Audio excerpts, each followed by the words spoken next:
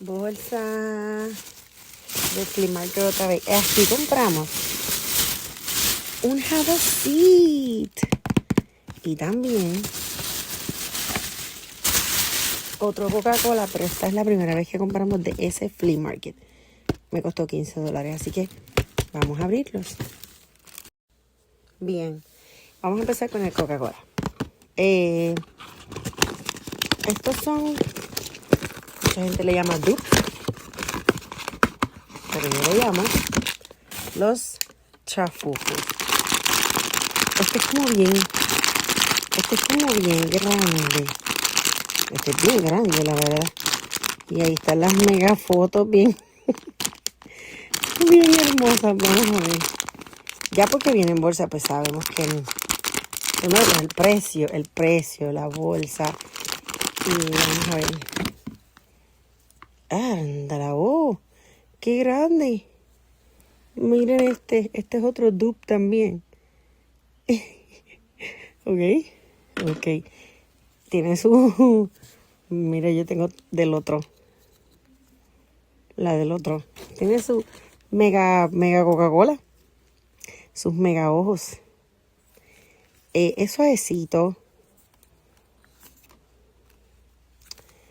Tiene su bufanda. Atrevido. Pero bueno, sí. Aquí está nuestro Labubu Coca-Cola. Y ahora vamos con el Have a Seat. Vamos a ver qué sale. Ya de este tenemos varios. Tenemos uno,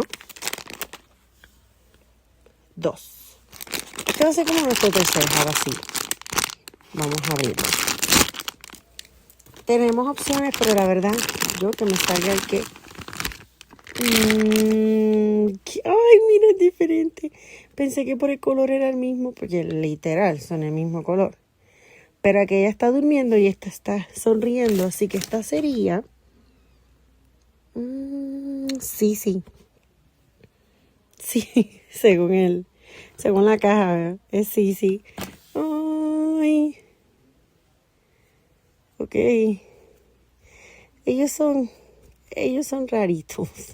Sé que, mira, tienen la nariz bien fuera de lugar, pero es que, mira el ojo, míralo.